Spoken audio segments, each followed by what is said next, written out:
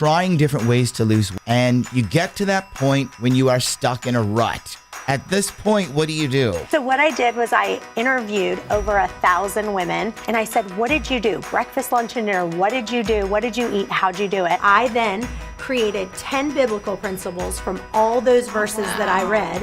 Wow. Then I also created 10 Chantel Rayway principles that I really got from all these thin eaters. The Bible talks about fasting over 77 times. It doesn't say if you fast, right? It says when you do it. Hey, my name's Heather, and I have lost 22 on the Waste Away diet. And one of the things that I love is that I can eat whatever I want. I don't have to deprive myself. If you'd like to get your journey started, head on over to ChantelRayway.com to get access to the free stuff bundle. This includes the podcast, a free community group, a chapter from Chantel's book, and some tasty recipes from her recipe book. Hope to see you there.